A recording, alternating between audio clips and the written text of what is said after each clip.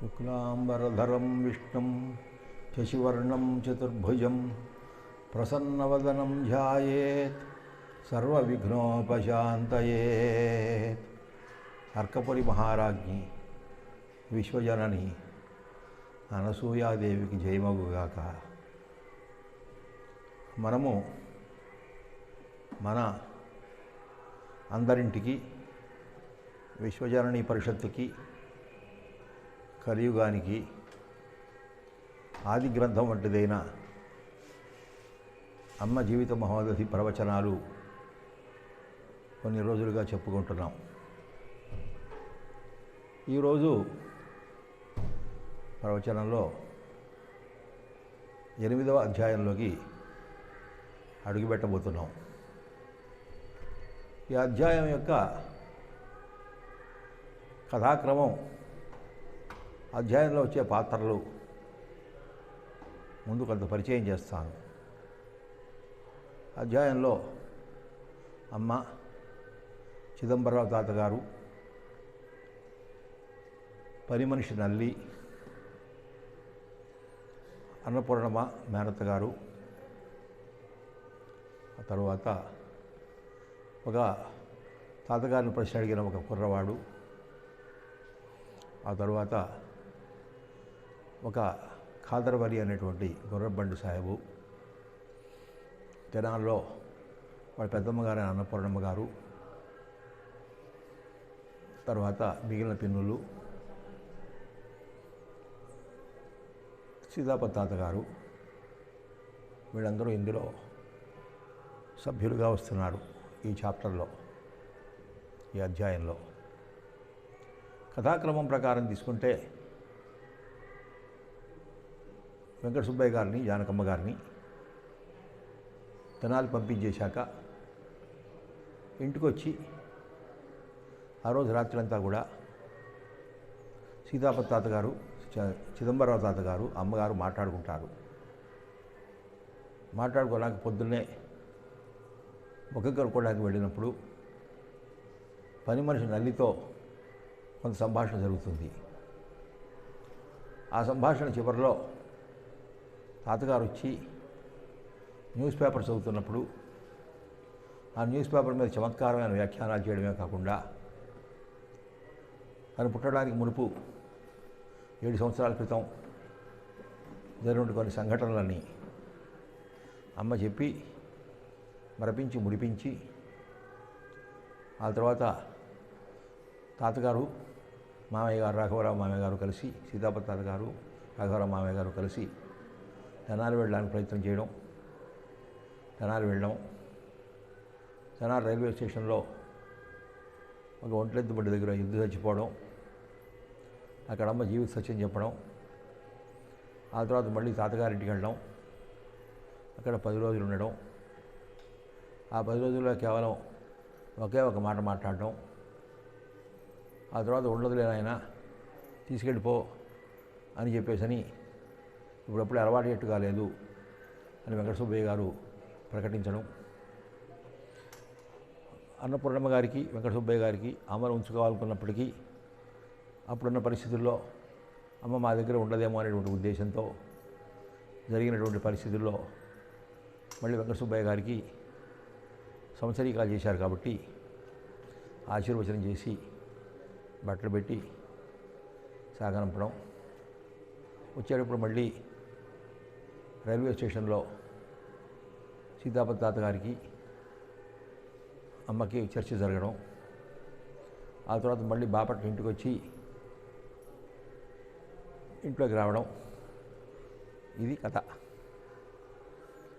ఈ కథాక్రమంలో అంతా చాలా చక్కగా, అందంగా, మామూలుగా కనిపిస్తుంది.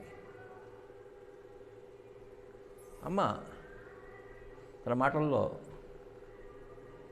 అంతకుముందు నుంచే తనను తాను నిర్ణయించుకుంటూ, తనను తాను అవగాహన చేసుకుంటూ, తనను తాను నిర్వచింపబడిన ఒక స్థితిలో ఉన్నానని అర్థం చేసుకుంటూ, వ్యక్తమునకు అవ్యక్తమునకు దృశ్యమునకు దృక్కుకు, భూమికి ఆకాశమునకు, రూపమునకు శక్తికి, వీటన్నిటికీ మధ్య ఒక సమన్వయం చేస్తూ ఆ సమన్వయంతో సమగ్రత్వంతో ఏకత్వ భిన్నత్వ ఆరాధన చైతన్య స్వరూపాలను అర్థం చేసుకుంటూ స్వస్వరూప జ్ఞానాన్ని వ్యక్తం చేస్తూ ఎవరికి ఎంత చెప్పాలో, ఏది చెప్పాలో, ఎలా చెప్పాలో ఆ రకంగా చెబుతూ తాను ఒక మనిషిగా ప్రవక్తగా, ప్రయోక్తగా, కర్తగా, కరణంగా, భావంగా, అమనస్కంగా అన్ని స్థితుల్లోనూ తనను తాను ప్రకటించుకుంటూ వస్తారు. అందువల్ల వారి సంభాషణలో మనం లోపలికి వెళ్ళి చూసినప్పుడు జ్ఞానితో మాట్లాడే సంభాషణ, సాధకుడితో మాట్లాడే సంభాషణ, సామాన్యమైన లోకంతో కూడినటువంటి సంభాషణ, ఆ లోకంలో జరిగే విషయాల సంభాషణ, వీటన్నిటినీ కూడా మనం ఆ సంభాషణలో చూడవచ్చు. కొంతమందికి ఆ సంభాషణలో అమ్మ సాక్షాత్తు మేరీ మాత అని చెప్పేసి అనిపించిన స్థితి ఉంది. అదేవిధంగా అమ్మ సాక్షాత్తు కరుణారస స్వరూపిణి అని చెప్పేసి అర్థమైన ఉంది. అదే అమ్మ ఇదేమిటి మొండిపిల్ల పిచ్చి ప్రశ్నలు వేస్తోంది అని అనిపించే స్థితిలోనూ ప్రశ్నలు వేస్తూ వచ్చింది. అమ్మ యొక్క రూపాన్ని, అమ్మ స్వరూపాన్ని, అమ్మ స్వస్వరూపాన్ని ఇంకోసారి చెబుతాను. అమ్మ యొక్క రూపాన్ని, అమ్మ స్వరూపాన్ని, అమ్మ స్వస్వరూపాన్ని, ఈ మూడు స్థితుల్లో రూపం వల్ల వచ్చే స్పందనలు, స్వరూపం వల్ల వచ్చే స్పందనలు, స్వస్వరూపం వల్ల వచ్చే స్పందనలు, వాటిని ఎవరెవరు ఏ ఏ స్థాయిల్లో స్వీకరిస్తున్నారు, అందుకుంటున్నారు, అంగీకరిస్తున్నారు, ఆనందిస్తున్నారు, సంతోషపడుతున్నారు అనే విషయాలను ఈ అధ్యాయం చాలా అందంగా వివరిస్తోంది. ఇంకో పద్ధతిలో చెప్పాలంటే దీనిలో అభిజ్ఞా దర్శనం, 2 సాంఖ్య దర్శనము, 3వది భోగ దర్శనము, 4వది భావదర్శనము, 5వది సత్యదర్శనము అన్నింటినీ కూడా అమ్మ సమన్వయం చేసుకుంటూ వస్తున్నారు. దీనిలో సాంఖ్యదర్శనం అంటే ఏదైతే వ్యక్తమైందో ఆ వ్యక్తమైన దాన్ని వివరించి, అర్థం చేసుకొని, అనుసరించి, పరిశీలించి చెప్పడం. మరి అభిజ్ఞా దర్శనం అంటే ఏ పేరు వెనక ఏ ఉందో ఆ పేరులో ఉన్నటువంటి మర్మం ఏమిటో, నామమునకు నామికి సంబంధం ఏమిటో, ఈ పేర్లన్నీ ఎక్కడొచ్చాయో అనేది అభిజ్ఞా దర్శనం. 3వది భోగ దర్శనం. మానవుడు ఏ స్థితిలో ఏ స్పందన వల్ల జ్ఞానేంద్రియ కర్మేంద్రియ సంయోగం ద్వారా ఏ రకంగా అనుభవిస్తాడు అని చెప్పేసి చెప్పడం. 4వది భావదర్శనం. మనస్సు ఏ రకంగా అంతరింద్రియంగా పనిచేస్తూ దృగ్దృశ్య సంబంధంతో, కర్తృత్వ భోక్తృత్వ సంబంధంతో, పంచభూతముల యొక్క ఒత్తిడితో ఏ రకంగా పనిచేస్తోందో చెప్పడం. అన్నిటికంటే కీలకమైంది సత్యదర్శనము, అదే సత్వదర్శనము.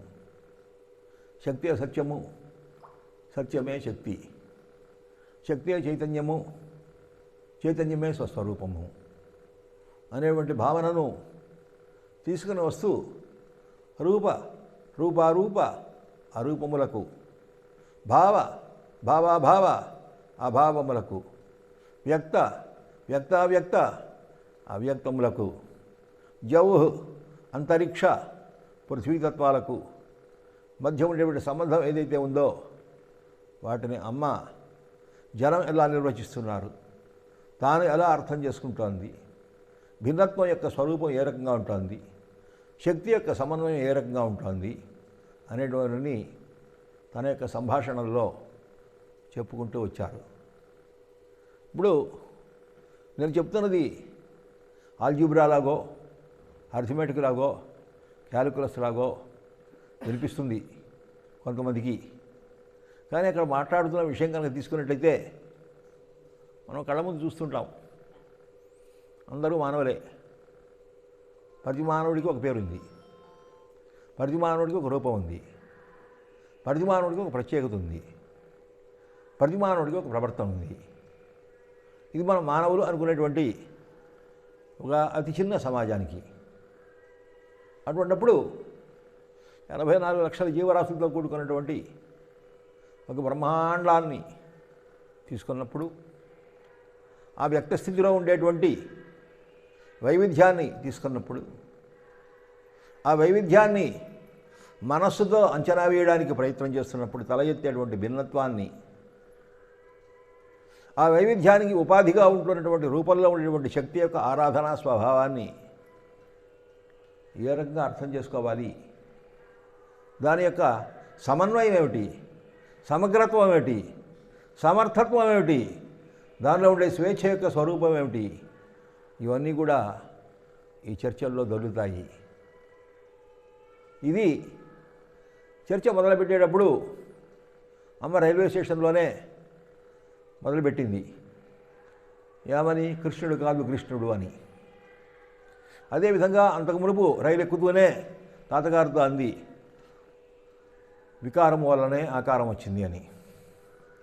ఇక్కడ రెండు ప్రతిపాదించింది అమ్మ. ఒక్కోసారి పొరపాటున ఏకవచనం వాడతాను, తప్పుగా భావించద్దు. ఎందుకంటే నేను అమ్మని ఎప్పుడు కూడా ఏకవచనంలో వాడను. అమ్మ అనేకం, ఆ అనేకంగాలో అనేకంగా ఉంటూ ఏకంగా వ్యవహరించేటువంటి అనేకత్వానికి అతీతమైనటువంటి ఏకత్వమైనటువంటి స్వభావం కలిగి ఉన్నటువంటి ఆవిడ. అందువల్ల ఆమె నేను అనేకంగానే చూస్తాను. ఆమె ఆ జగద్గురు స్థితిలో ఉన్నటువంటి ఆ దత్తాత్రేయుడు తల్లి అనేటువంటి సాక్షాత్ అనసూయాదేవి అనేటువంటి గౌరవాన్ని ఇస్తూ అమ్మగారు అనేటువంటి అంటాను తప్ప, బహువచనం వాడతాను తప్ప నిత్య బహువచనం నిత్యైక వచనం వాడను నేను. అక్కడ ఒక పొరపాటు వస్తుంటుంది. అక్కడ అమ్మ రూపాన్ని చూపించారు. ఈ రూపం వికారం వల్ల వచ్చారు అని చెప్పారు. బాగుంది. ఈ వికారము గణనకు అందుతోంది అని చెప్పారు. ఈ గణనకు అందేటువంటి దాన్ని గణితము అని చెప్పేసి అన్నారు. ఈ గణితమునకు అందనివాడు కృష్ణుడు అన్నారు. కాబట్టి ఆ కృష్ణుడు సర్వోత్కృష్టుడు అని చెప్తున్నారు. ఇక్కడ అమ్మ ఒక సర్వోత్కృష్టమైన ఒక తత్వాన్ని కృష్ణతత్వంగా ప్రతిపాదిస్తూ, విరామరహితమైనటువంటి తత్వాన్ని రామతత్వంగా ప్రతిపాదిస్తూ, కృష్ణతత్వంలోనూ రామతత్వంలో ఉన్నటువంటి శక్తి యొక్క స్వరూపాన్ని రూపములోని ఉన్నటువంటి శక్తిగా చెప్తూ, ఆ శక్తి యొక్క సమర్థతాపరమైన వినియోగాన్ని ఆరాధనా స్వభావం చెప్తూ, ఆ శక్తి యొక్క చైతన్య ప్రవాహాన్ని కరుణ అని చెబుతూ, అదే నేపథ్యంలో ఉండి మొత్తం ఈ విశ్వాన్ని నడిపిస్తోందని ప్రతిపాదిస్తారు. ఇంత పెద్ద సూత్రం అంతా కూడా అమ్మ చాలా చక్కగా చిక్కగా అందంగా చెప్పారు. చిక్కగా అని ఎందుకు అంటున్నానంటే, అమ్మ ఎప్పుడు ఒక మాట అన్నారు, ఇదంతా నాకు తెలిసి మాట్లాడుతున్నాను అనుకోవద్దు, నా మనసుకి ఎప్పుడు ఏది తడితే అదే నేను మాట్లాడుతున్నాను అని చెప్తారు. అంటే అక్కడ అమ్మ రూపం మాట్లాడటం లేదు, అమ్మ స్వరూపం మాట్లాడటం లేదు, అమ్మ సమర్థత మాట్లాడటం లేదు. అన్నీ దాటిపోయినటువంటి ఒక మూలం ఏదైతే ఉందో ఆ మూలమే అమ్మ ద్వారా అక్కడ వెంటిలేట్ అవుతోంది అనేటువంటి విషయాన్ని మనం గుర్తించాలి. అందుకే అమ్మ ఆ విరామము లేని ఆ గణనకు రాని రామకృష్ణ తత్వముల యొక్క స్వరూపాన్ని అర్థం చేసుకుంటూ, దానిలో సదా ఉంటూ, దాని యొక్క తత్వాన్ని అందరికీ కూడా మనకు అందించడానికి సామాన్యమైన సంభాషణల ద్వారా తీసుకొని వచ్చారు. అమ్మ విధానంలో ప్రతిదీ మొత్తం నిర్వచితం, defined. All limited is defined. పరిమితమైనదంతా కూడా నిర్వచితమైనదే. రూపము పరిమితమైనది, గుణము పరిమితమైనది, శక్తి పరిమితమైనది, భావం పరిమితమైనది, దూరము పరిమితమైనది, పరిమాణము పరిమితమైనది, ప్రమాణము పరిమితమైనది. ఈ పరిమితత్వానికి అందనిది ఏదైతే ఉందో అదే అపరిమితమైనది. అమ్మ రెండు స్థితులు చెప్తున్నాడు, a finite concept and infinite concept. Finite కాన్సెప్ట్లో పరిమితత్వము, ఇన్ఫినిట్ కాన్సెప్ట్లో అపరిమితత్వము. సాంఖ్యములో వ్యక్తమైన మేనిఫెస్ట్ ఐడెంటిటీ, సాంఖ్యము దాటిన మరుగులో ఒక అన్మానిఫెస్ట్ న్యూట్రాలిటీ. ఈ రెండింటినీ కూడా అమ్మ ప్రకటిస్తూ వస్తున్నారు.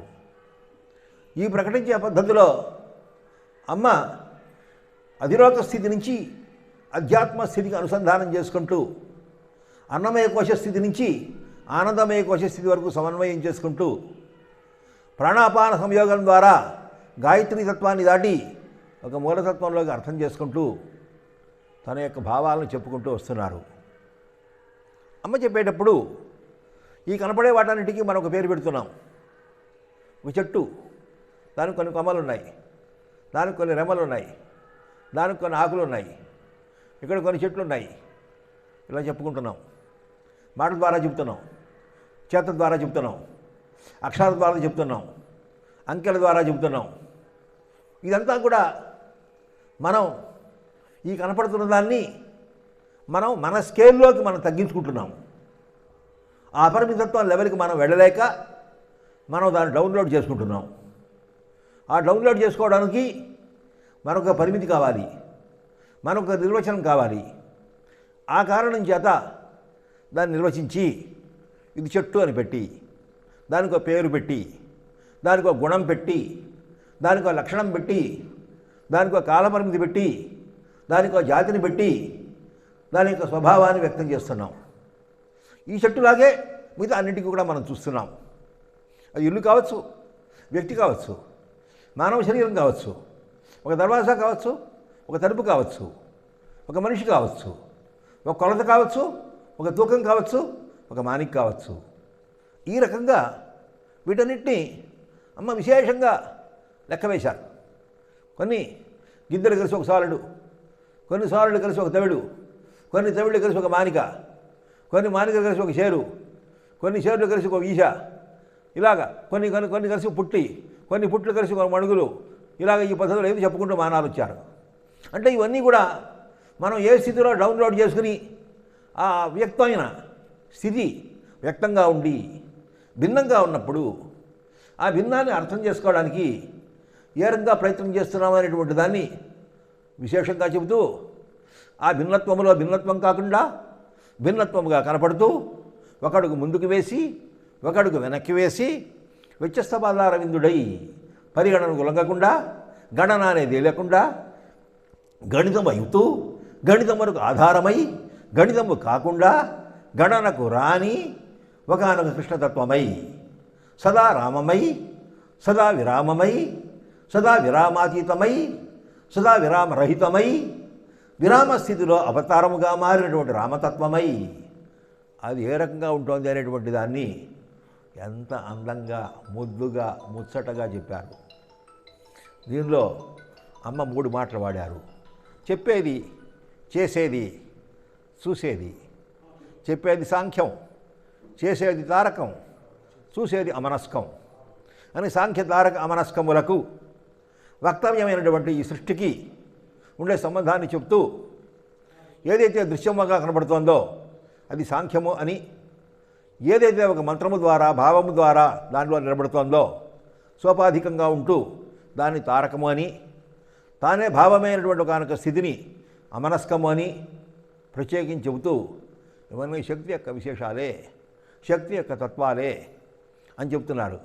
అంటే అమ్మ ఇక్కడ అనుసరిస్తున్న ఫార్ములా అనేకంగా కనపడుతున్న శక్తి ఒకటే, అనేక రూపాల ద్వారా కనపడుతున్న శక్తి ఒకటే, అనేక వైవిధ్యాలకు ఆధారమైనటువంటిది ఒకటే.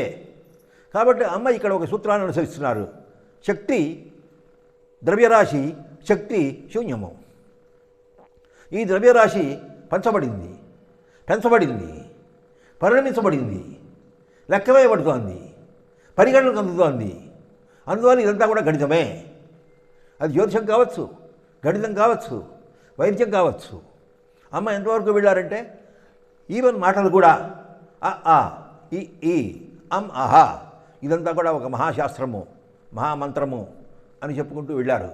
కాబట్టి ఒక శబ్దమే రూపముగా మారుతోంది, శబ్దమే భావముగా మారుతోంది. భావమునకు శబ్దమునకు మధ్య ఉండే సంబంధాన్ని అంతకు మునిపే ఎద్దుబండిలో పొన్నూరు వెళ్ళేటప్పుడు చిదంబరం తాతగారితో చెబుతారు. నీ భావమునకు నీ శబ్దమే ఆధారము అని చెబుతూ ఆ భావమునకు శబ్దమునకు మధ్య ఉండే సంబంధాన్ని సమన్వయం చేసుకుంటూ మళ్ళీ దాన్ని తిరిగి కొనసాగిస్తూ ఆ భావము యొక్క స్వరూపాన్ని, శబ్దం యొక్క స్వరూపాన్ని దాన్ని అవగాహన చేసుకోవడంలో ప్రణవతత్వము గాయత్రి తత్వంగా ఏ రకంగా మారింది. ఈ 23 తత్వాలుగా కనపడేటువంటిదంతా కూడా గాయత్రి తత్వం. దీనికి మూలమైనటువంటిది అకార ఉకార మకారములతో కూడినటువంటి ప్రణవతత్వం. ఆ ప్రణవతత్వమే అం ఆహా అనేటువంటి ఒక సూత్రంగా మారి, ఒక మహామంత్రంగా మారి ఏ రకంగా మన తారక స్థితి నుంచి తీసుకువెళ్ళి అక్కడి నుంచి అమనస్క స్థితికి వెడుతుంది అనేటువంటి ఒక ఆధ్యాత్మిక ఉపాసనా విధానాన్ని పరోక్షంగా గొప్ప మంత్రశాస్త్రాన్ని ప్రవచించారు. చాలా జాగ్రత్తగా అర్థం చేసుకోవాల్సిన విషయం. నేను మీకు మొత్తం అంతా కూడా పిండి ఎసెన్స్ ఇస్తున్నాను, ప్రయత్నం చేస్తున్నాను. ఆ సారం అంతా కూడా మీ ముందు పెడుతున్నాను. నాకు అర్థమైనంత మట్టుకు, నాకు ఓపినంత మట్టుకు, అమ్మ నాకు నా చేత చెప్పించదలుచుకున్నంత మట్టుకు ఈ ట్యాప్లోంచి వస్తున్నంత వరకు అది వస్తూనే ఉంటుంది. కాబట్టి ఆ రకమైనటువంటి పరిస్థితిలో ఇక్కడ అమ్మ సాంఖ్యము నుంచి అమనస్కము దాటిన తర్వాత అవ్యక్తము, వీటన్నిటినీ అనుసంధానం చేసేటువంటిది చైతన్యము, వీటికి సమన్వయం చేసేటువంటిది కాలము. కాబట్టి వీటి యొక్క స్వరూపము శక్తి ద్వారా నిర్వహింపబడుతూ ఆ శక్తి యొక్క సమర్థత ద్వారా a potential and optimum use of the energy of all the living beings and in the living beings being the living beings అనే కాన్సెప్ట్ని అక్కడ అర్థం చేసుకోవడానికి అమ్మ చెప్పుకుంటూ వచ్చారు. కాబట్టి ఈ రకమైనటువంటి చర్చ చాలా పెద్ద చర్చ, లోతైన చర్చ, విశేషమైన చర్చ. ఈ ప్రశ్నలోనే తాతగారు అమ్మని ఒక మాట అడుగుతారు. అమ్మ నీవు అవతారమా అని అడుగుతారు. అడిగితే నేనేది పెట్టుకు రాలేదు, నేను ఏ పని మీద రాలేదు, నన్ను అవతారం అని ఎవరు చెప్పారు అంటారు. కాబట్టి ఇక్కడ అమ్మ అవతారము అనే మాటను ఎందుకు ఒప్పుకోలేదు? ఇక్కడ ఇదే ప్రశ్న వేసుకున్నప్పుడు మళ్ళీ తిరిగి వినగోడ వెంకటకృష్ణ శర్మ గారితో మాట్లాడుతూ తెనాల్లో తన 13వ ఏట మాట్లాడుతున్నప్పుడు ఈ కలియుగంలో అందరం అవసరమయ్యే అవతరించిన వాళ్ళం, పాములు తేళ్లతో సహా అని చెప్పేసి అమ్మ చెబుతారు. అమ్మ అవతారానికి ప్రత్యేకమైనటువంటి భావన ఎందుకు ఇవ్వలేదు? ఈ ప్రశ్న ఇక్కడ మనం వేసుకోవాలి. ఎందుకు వేసుకోవాలని చెప్పేసి అంటే, అవతారము అని చెప్పేసి అంటే ఏదో వేరైనట్టు కనపడుతుంది. మనకి అవతారాల్ని, ఆవేశావతారాలని, అంశావతారాలని, పూర్ణావతారాలని, సత్వగుణ సహిత ఆకారాలని, రజోగుణ సహిత ఆకారాలని, గుణాతీత అవతారాలని ఇలాగ రకరకాలుగా చెప్పడం జరిగింది. ఇవన్నీ మనం కింద స్థాయి నుంచి పైన ఉన్నటువంటి ఒక ఉన్నతమైన దాన్ని చూస్తూ మన కళ్ళకి, మన పరిధికి, పరిమితమైనటువంటి స్థితికి అర్థమైనటువంటి ఆలోచనలు అవన్నీ కూడా మన్ని ఒక సమిష్టితత్వం నుంచి ఒక వ్యష్టితత్వంలోకి తీసుకెడుతున్నాయి. వ్యష్టినే సమగ్రము అనుకునేటువంటి ఒక అవిద్యలోకి తీసుకెడుతున్నాయి. ఆమె ఆ విద్యను ఖండించదలుచుకున్నారు. సత్యాన్ని, సత్వాన్ని ప్రతిపాదించదలుచుకున్నారు. సత్యదర్శనము, సత్వదర్శనము, భావదర్శనము మూడింటిని సమన్వయం చేసుకుంటూ వచ్చి దానికి ఉపాధిగా ఉన్నటువంటి సాంఖ్య, అభిజ్ఞ భావాలను ప్రశ్నిస్తూ ఆమె ముందుకు కొనసాగుతూ వస్తున్నారు తన చర్చలో. ఇక్కడ అమ్మ ఒక ప్రాగ్మాటిస్ట్, ఎపిస్టమాలజిస్ట్. ఆ ఎపిస్టమాలజీలో జ్ఞానమీమాంస, ఆ జ్ఞానమీమాంసద తత్వమీమాంస, తర్కమీమాంస మూడింటిని సమన్వయం చేస్తూ కర్మమీమాంసకు, విశ్వమీమాంసకు వచ్చేటువంటి భావాలను అర్థం చేసుకోవడానికి అమ్మ ముందుకొచ్చి ఒక తాత్వికురాలుగా, ఒక సాధకురాలుగా, ఒక సామాన్యమైన మానవుడుగా, ఒక ఉన్నతమైనటువంటి కులంలో పుట్టినటువంటి ఒక చిన్న పసిపిల్లగా, ఒక 6 ఏళ్ల 7 ఏళ్ల పిల్లగా తాను ఏ రకంగా ప్రవర్తించాలో తన పరిధి తానెరిగి, తన గుర్తు తానెరిగి, తన లక్ష్యము తానెరిగి, తన గతి తానెరిగి, వీటిని తప్పకుండా, వీటిని మారకుండా, వీటిని మార్చుకోకుండా సదా రూపముతో ఉంటూ స్వరూపమును అర్థము చేసుకుంటూ స్వస్వరూపానుసంధానముతో కర్మభక్తి జ్ఞాన సమన్వయంతో ఉన్న సమగ్ర దర్శనాన్ని చేసినటువంటి అమ్మ ఈ సంభాషణల్లో కనపడుతున్నారు. కాబట్టి అమ్మ యొక్క విధానాన్ని మనం ఆ రకంగా అర్థం చేసుకోవడానికి ప్రయత్నం చేద్దాం. అమ్మ నల్లితో మాట్లాడుతూ చాలా అందమైనటువంటి విషయంతో చిన్న చర్చ జరుగుతుంది వాళ్ళ మధ్య. నల్లి అనే అమ్మాయికి ఇంట్రడక్షన్ ఇస్తారు చివరిలో. ఆ అమ్మాయి 3rd ఫారం వరకు చదువుకుంటూ తెలుగులో పంచకావ్యాలు కూడా చెప్పుకుంది. ఆమె ఎరుకల కులానికి చెందినటువంటి అమ్మాయి. ఆ అమ్మాయి భర్త పోయిన తర్వాత చిదంబరరావు గారి ఇంట్లో పని మనిషిగా చేరుతుంది. కాబట్టి నల్లి చెప్పిన మాట ఏమిటి అని చెప్పేసి అంటే, అంత దురదృష్టంలోనూ ఇది అదృష్టము అని చెప్పేసి అంటారు.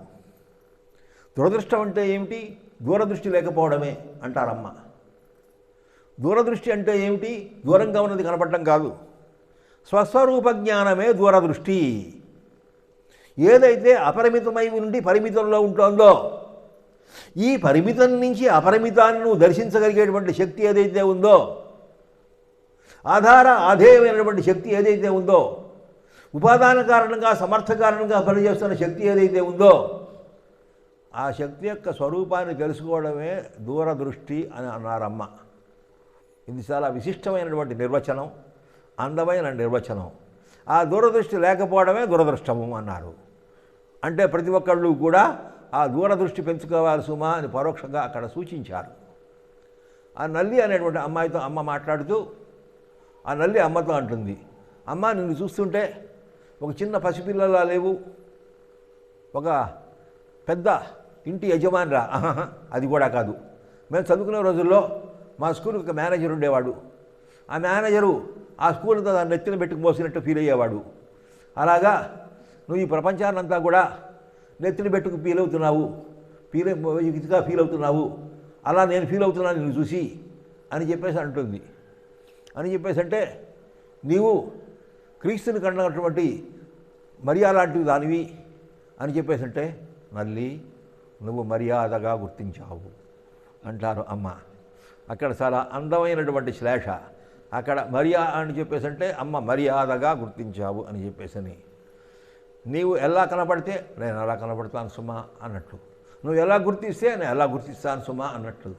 దానికి అక్కడ ఏ భేదము లేదు, లింగభేదం లేదు, కులభేదం లేదు, గుణభేదం లేదు, వయోభేదం లేదు, వృత్తి భేదం లేదు, వ్యష్టి భేదం లేదు, సమిష్టి భేదం లేదు, ప్రవృత్తి నివృత్తి భేదాలు లేవు, కార్యకరణ భేదాలు లేవు. వీటన్నిటికీ అతీతమైనటువంటి నిర్వికారమైన, నిర్వికల్పమైన, నిరంజనమైన తత్వంగా నేనున్నానని అమ్మ క్షణక్షణం అనుక్షణం ప్రకటిస్తూనే ఉంది.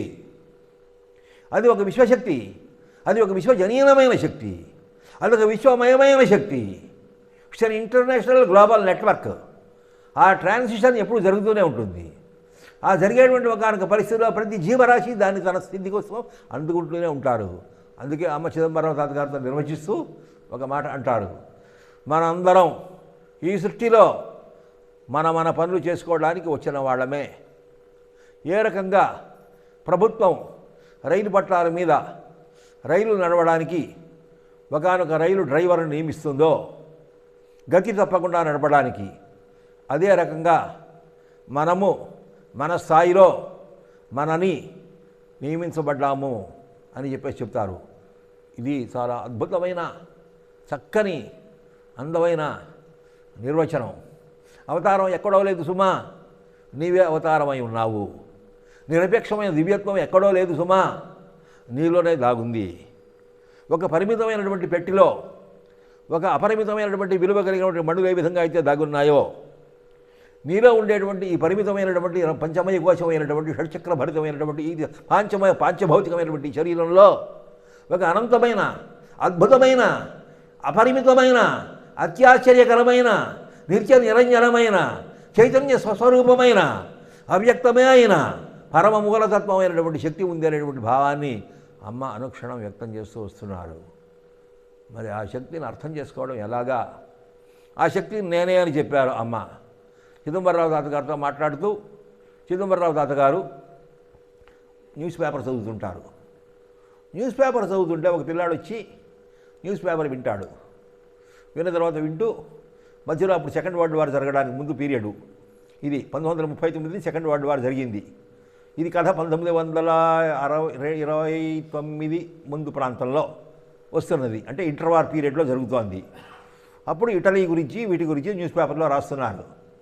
రాస్తుంటే ఆ పిల్లాడు ఇటలీ అంటే ఏమిటి స్వామి అని అడుగుతాడు. అడిగితే అమ్మ ఉంటుంది, న్యూస్ పేపర్ చదివితే అన్నీ తెలుస్తాయంటారే. ఆ పిల్లాడికి ఏం తెలియలేదు. తెలిసి ఉంటుంది, లేకపోతే తెలియదుగా. న్యూస్ పేపర్ చదివితే మాత్రం ప్రతిదీ తెలుస్తుందా అని ప్రశ్న వేసి ఎవరికో నా పిల్లాడికి సమాధానం చెప్పారు అని చెప్పేసి అంటే నేను మనవాడిని అనుకున్నాను అంటుంది. మనవాడు అంటే అందరికీ మనవడమేనా? ఈ ప్రపంచంలో అందరికీ అందరూ నీకు అందరికీ నువ్వు తాతమేనా? అయితే మన ఇంట్లో సుందరి ఆదర్శమైన పెదనాన్ని ఎందుకు పిలుస్తున్నారు?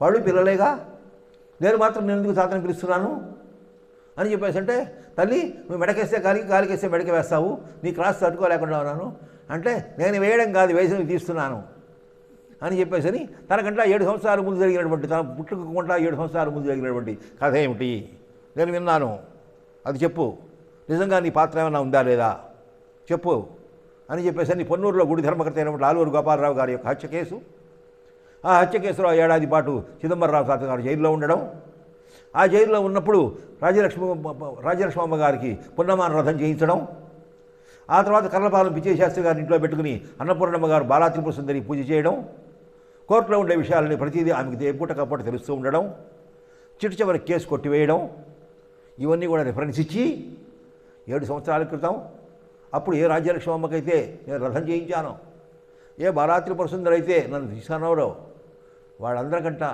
ఉన్నటువంటి స్థితిలో, ఉత్తమమైనటువంటి స్థితిలో ఉన్నా తల్లి నువ్వు అనసూయవు అని చెప్పేసని చెబుతారు. ఇక్కడ చెప్పేటువంటి భావాన్ని మనం ఇక్కడ వరకు ఒక బ్రేక్ ఇద్దాం. ఎందుకంటే తర్వాత చెప్పబోయేటువంటి సంఘటనలో వచ్చే సారాంశాలు మళ్ళీ తాత్కాలికంగా మారతాయి. అందువల్ల ఇంతవరకు చెప్పిన తర్వాత వాళ్ళిద్దరి మధ్య ఒక బ్రేక్ వచ్చింది.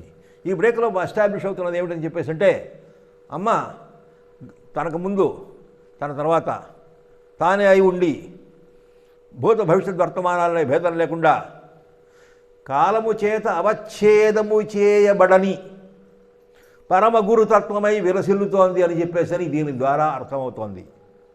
గురువుకి స్వరూపం చెబుతూ స ఏషా పూర్వేషామపి గురు కాలే నానవచ్ఛేదాత్ అని చెప్పేసి పతంజలి చెప్తాడు.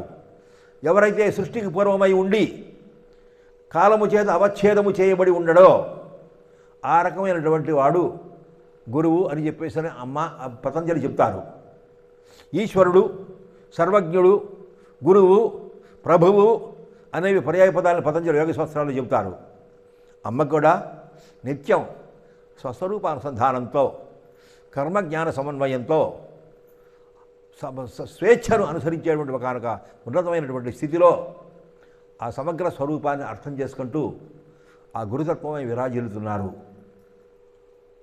జయ హో మాతా శ్రీ అనసూయ రాజరాజేశ్వరి శ్రీ పరాత్పరి. జయ హో మాతా శ్రీ అనసూయ రాజరాజేశ్వరి శ్రీ పరాత్పరి. జయ హో మాతా శ్రీ అనసూయ రాజరాజేశ్వరి శ్రీ పరాత్పరి. జయ హో మాతా శ్రీ అనసూయ రాజరాజేశ్వరి శ్రీ పరాత్పరి. జయ హో మాతా శ్రీ అనసూయ రాజరాజేశ్వరి శ్రీ పరాత్పరి. ఆరాధన, చైతన్యము, సాంఖ్యము, శక్తి, మరుగు, గురువు తానే అయిన అనసూయాదేవి అందరినూ కాపాడుగాక. ఓం అసతో మా సద్గమయ తమసో మా జ్యోతిర్గమయ మృత్యోర్మా అమృతంగమయ. ఓం శాంతి శాంతి శాంతి.